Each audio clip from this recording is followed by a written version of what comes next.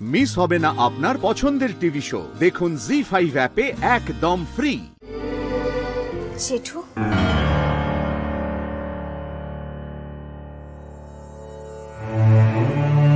গেলবার সবাই মিলে কত ধুমধাম করে রথ টেনেছিলাম।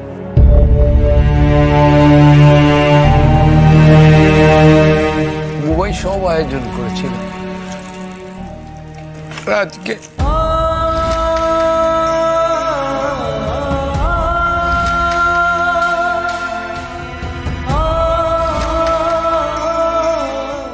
রথ, আজকে রথ,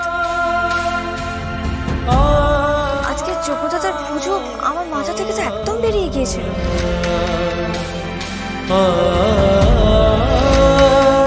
মাথার আর কি দোষ বলুন, সবার উপর দিয়ে যা যাচ্ছে। না না, সে ঠিক আছে, কিন্তু যতই যাই হোক আমি যোগ্যতার পুজোর দিনটা কি করে ভুলে গেলাম।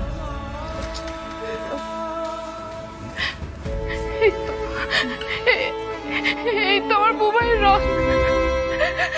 বাবা, আপনার নাতি হয়তো কোনোদিনও এই রথ টানতে পারবে না।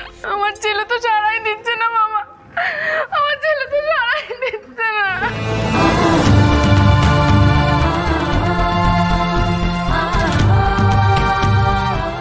সত্যি বুবাইটার যে কি হচ্ছে কিছু বুঝতে পারছি না। হে জগন্নাথ দেব, আমার বুবাইটাকে সুস্থ করে দাও ঠাকুর। ও যেন আবার পুটিকে নিয়ে তোমার রথ টানতে পারে। ও বন্ধু, এরকম জেঠি কাঁদছে কেন?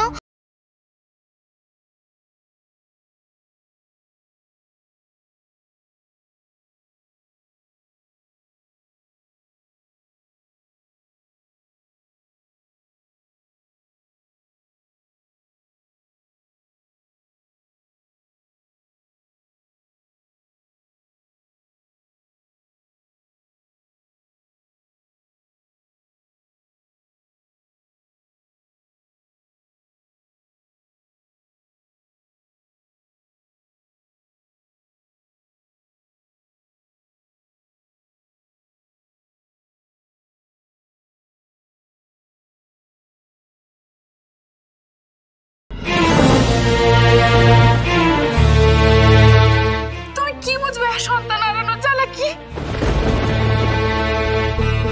কিছু মনে আছে তোমার? তুই তো নিজের সন্তানকে ভুলে গেছ।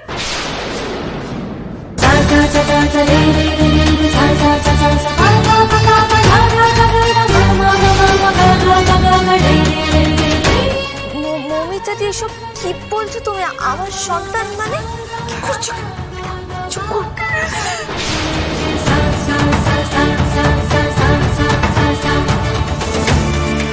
না না পর্ণা, দেখতেই তো পাচ্ছ দিদির মাথার ঠিক নেই, কি বলতে গিয়ে কি বলে ফেলেছে। না, সে ঠিক থাকার কথাও নয়, কিন্তু না না পড়নাম, কোনো কিন্তু নয়। তুমি বলছিলে না তোমার যোগ্য দাদার পুজো হবে? হ্যাঁ, সে তো বলছিলাম।